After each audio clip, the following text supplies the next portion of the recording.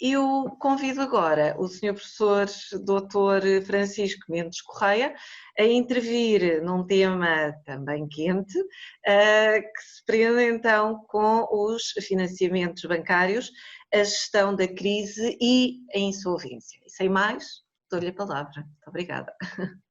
Senhora professora, muito obrigado. Aproveito para cumprimentar, assim como todos os meus colegas de painel, e sem mais delongas, partilho convosco umas primeiras considerações sobre este tema da gestão da crise, dos financiamentos bancários e dos eventuais cenários de insolvência que não podem ser, nestes momentos, desconsiderados. A emergência de saúde pública causada pela pandemia da doença Covid-19 de facto obrigou à adoção de medidas excepcionais que limitaram, condicionaram e até em muitos casos suspenderam a atividade económica em muitos setores de atividade. Todos esperamos que estas medidas possam ser progressivamente abandonadas, mas é inevitável o seu impacto na atividade económica. Não é conhecida a extensão ou a duração da crise que se seguirá, mas os governos e de modo geral os agentes económicos já antecipam a sua ocorrência, no que parece ser uma inevitabilidade. Neste contexto é natural então perguntar qual é a forma mais adequada para antecipar, monitorizar e gerir o impacto que a crise económica terá nos financiamentos bancários. E sempre que falamos de uma crise económica, e não parecem restar dúvidas sobre a dimensão considerável do impacto da Covid-19 na economia, então também é inevitável abordar a problemática da insolvência. Nos meses que se seguem, muitas das operações bancárias irão beneficiar da moratória já hoje referida, concedida pelo Decreto-Lei número 10J/2020, que vai aliviar temporariamente o esforço dos financiados no cumprimento do programa obrigacional que tinha sido traçado com os bancos. Mas, por um lado, a referida moratória não se aplica a todas as empresas. Por outro lado, em 30 de setembro de 2020, é consensual que os efeitos da crise ainda se vão fazer sentir e, pelo menos no prazo inicialmente previsto na lei, a moratória terminará. E, portanto, assim vão continuar a colocar-se as questões jurídicas relevantes para não só os novos financiamentos concedidos durante os próximos meses, como para a renegociação das operações de crédito que estão agora em vigor.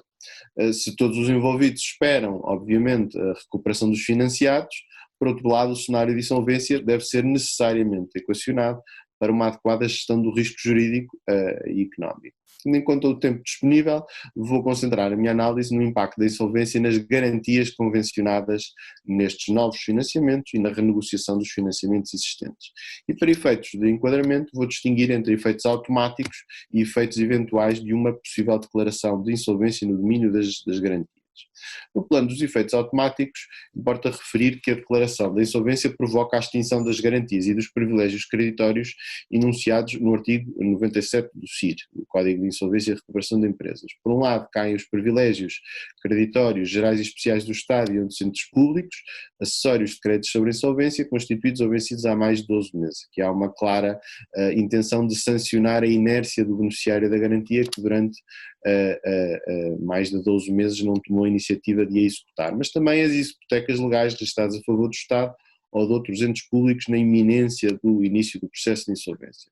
No entanto, são os efeitos eventuais que mais questões suscitam, em especial o risco de resolução em benefício da massa de garantias constituídas na proximidade temporal do início do processo de insolvência. Este risco é muito relevante para os bancos, porque se a garantia for resolvida, o crédito do respectivo titular vai perder o tratamento privilegiado e vai ficar sujeito ao concurso dos outros credores, como um crédito entre os demais créditos comuns, que é a categoria residual dos créditos na insolvência.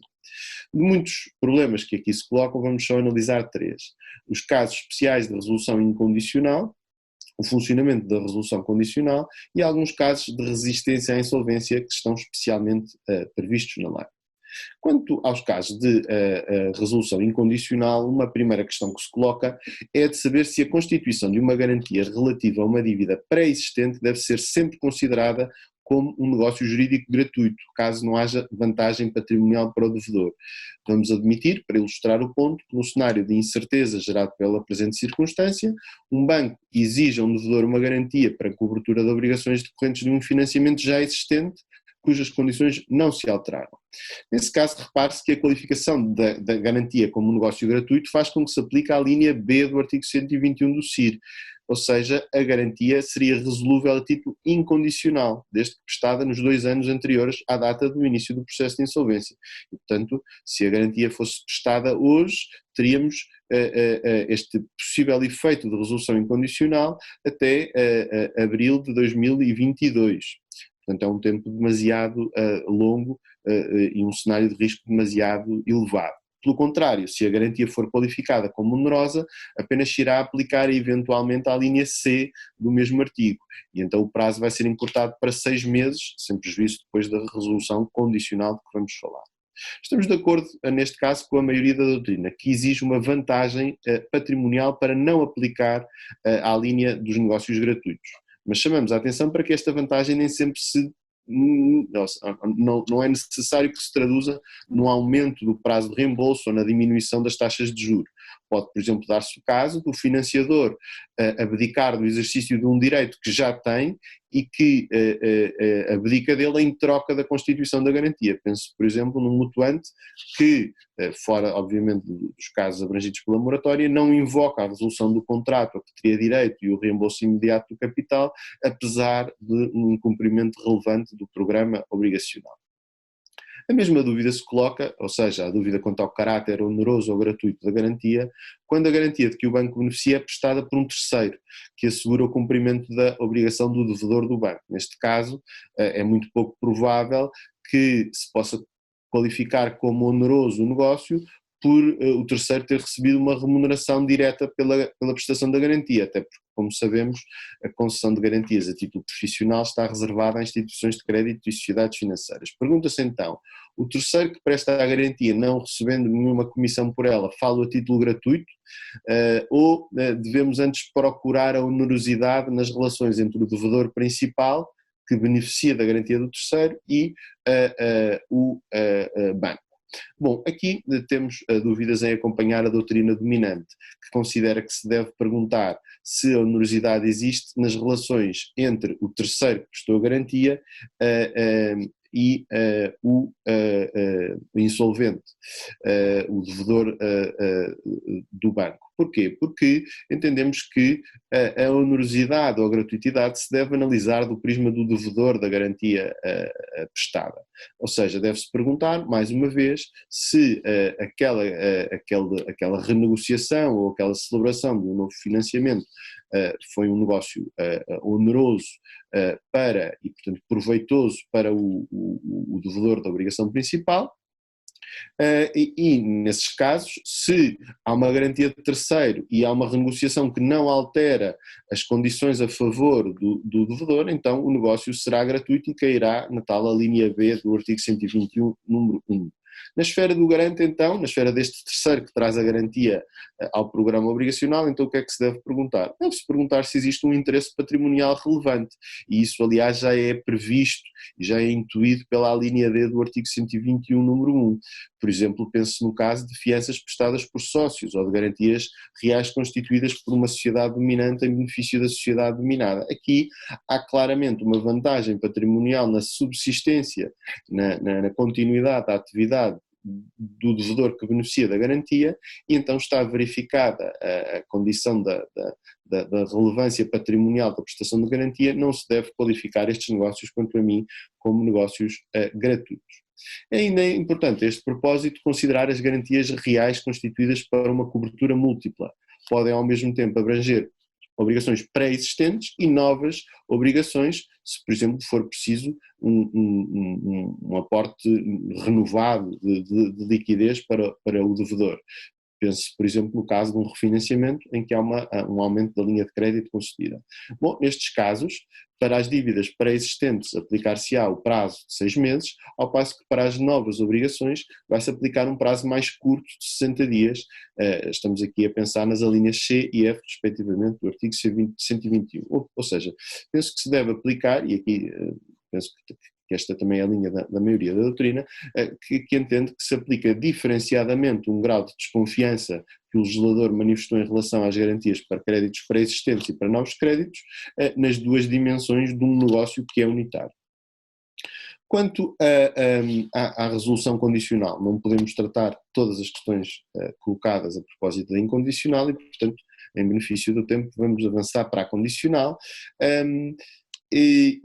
Quanto a esta, comparada com a condicional, pareceria um mal menor, não é, para os financiadores, uma vez que caberia ao administrador de insolvência, caso a resolução seja discutida, não é? Ou seja, a iniciativa da resolução é sempre do administrador de insolvência, mas depois a contraparte afetada pela resolução em benefício da massa pode impugnar a resolução. Então aí nesse cenário em que há uma discussão, cabe ao administrador alegar e demonstrar a verificação dos respectivos pressupostos e daí a qualificação da resolução como condicionada, porque a sua subsistência depende da verificação de algumas condições. Ora, que condições é que são estas? Uma condição objetiva, o ato ter sido praticado nos 2 anos anteriores ao início do processo de insolvência, e depois 2 condições materiais, o ato ser prejudicial à massa, por um lado, e depois a má-fé do terceiro, ou seja, o conhecimento que o terceiro sabia das dificuldades económicas do devedor. Neste âmbito, cumpre assinalar uma regra muito importante, é que mesmo nos casos que não caiam nos prazos mais curtos previstos no 121 e, portanto, não desencadeiem casos de resolução incondicional, essas estruturas negociais são sempre presumidas de prejudiciais e, portanto, sem possibilidade de prova em contrário, ou seja, sem possibilidade que a contraparte demonstre que não foram prejudiciais à massa. E, portanto, se assim é, nestes casos, quando as garantias são prestadas nas estruturas previstas no 121, o ato considera-se sempre prejudicial à massa. Por exemplo, garantias prestadas para cobrir dívidas pré-existentes ou outras que as substituam, por exemplo, através de inovação. Então aí o que é que fica? Fica o requisito dos 2 anos, que ou se verifica ou não se verifica, e portanto basta ao administrador de insolvência demonstrar a má-fé do terceiro. E quanto a isto, há aqui um ponto importante em relação à gestão dos contratos bancários, é que se repare que os financiadores estão numa situação muito delicada, porque por um lado, para avaliar a solvência, o risco de crédito do devedor, eles pedem uma quantidade muito considerável de informação financeira. Ora, se isso é uma vantagem porque lhes permite aferir a solvabilidade do devedor, por outro lado, coloca-os numa situação em que dificilmente conseguem invocar que desconheciam as dificuldades financeiras do devedor. E aqui, como aliás no domínio das garantias, e a questão que se costuma discutir a propósito do artigo 6º do Código das Sociedades Comerciais, não valem declarações meramente formais, ou seja, não é suficiente que o devedor diga eu não estou insolvente para que se desconsiderem os elementos fornecidos pelo devedor ao banco que permitissem que o banco identificasse ali, não uma situação de insolvência declarada, obviamente, não é disso que se trata, mas ou de uma insolvência material ou de uma insolvência iminente. Ora, estes dois institutos, ou estes subinstitutos dentro da grande do Instituto da Resolução em Benefício da Massa, a condicional e incondicional, fazem-nos alertar ou tomar mais consciência deste problema e, portanto, procurar também aqueles casos de normas que tornam especialmente resistentes à resolução e, portanto, resistentes à insolvência certas garantias. Uma das normas que mais destaca este propósito é a do artigo 120, número 6 do CIR, que enuncia um conjunto de negócios jurídicos que são resistentes à resolução, ainda que praticados numa proximidade temporal com o início do processo de insolvência. Destacam-se aqui os negócios celebrados no âmbito de um processo especial de revitalização, de um PER, nas condições aí previstas, de um PEAP, de um processo especial para acordo de pagamento, ou ainda os negócios realizados no âmbito do regime extrajudicial de recuperação de empresas. O mesmo efeito jurídico de resistência à insolvência é atribuído também por outros regimes especiais extravagantes, como por exemplo o caso das garantias financeiras reguladas pelo Decreto-Lei 105/2004. Ora, algumas notas rápidas sobre estas modalidades de negócios e garantias especialmente resistentes.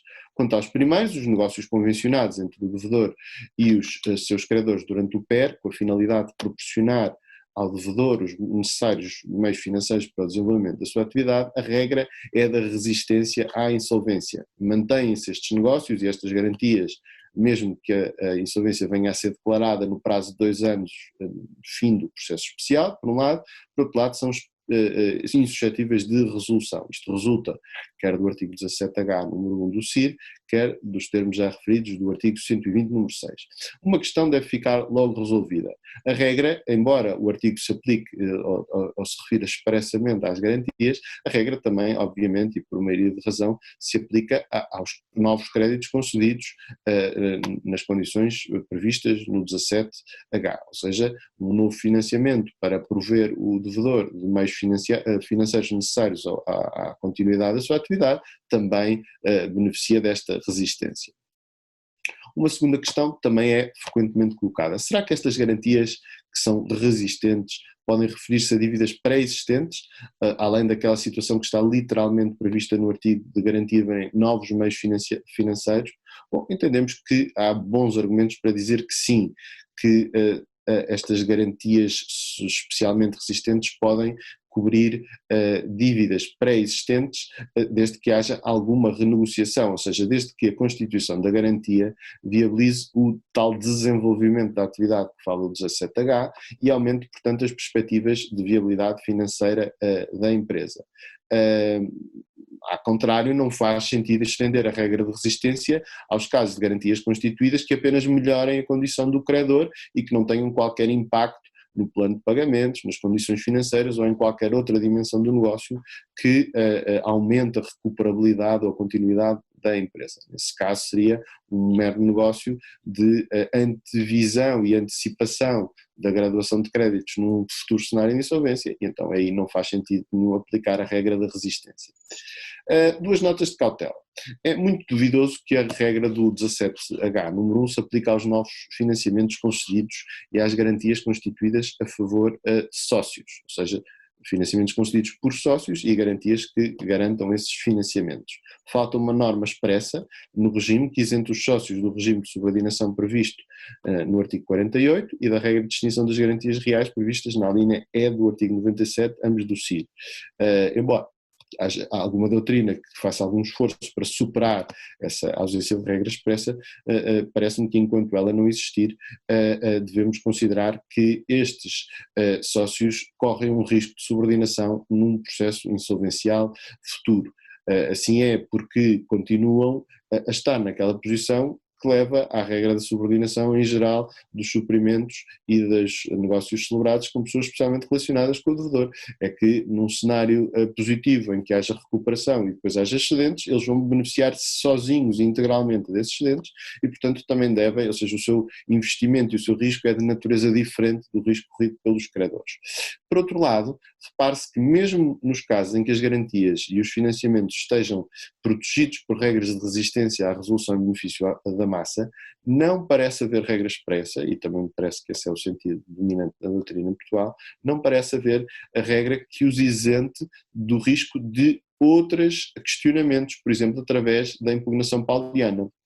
Aliás, repare-se que nestes casos concretos, os habituais impedimentos à pauliana que existem na insolvência, que é haver uma resolução com sucesso pelo administrador da insolvência, aqui não podem ocorrer porque há a regra da resistência à resolução e, portanto, aqui deve ser considerado ainda assim o risco de impugnação. As garantias e os financiamentos podem escapar às regras da resolução, mas depois podem cair nas malhas da impugnação pauliana que resultam de esforços individuais de credores individuais. Por último, uma última nota quanto às garantias financeiras. O penhor financeiro e a alienação fiduciária em garantia, previstos em regime especial, beneficiam de um dos mais robustos conjuntos de regras de resistência à insolvência e, por isso, quando possível, devem ser considerados nestes contextos de negociação de créditos bancários que ocorram nestes tempos tão difíceis quanto imprevisíveis, onde não é possível excluir um cenário futuro de insolvência.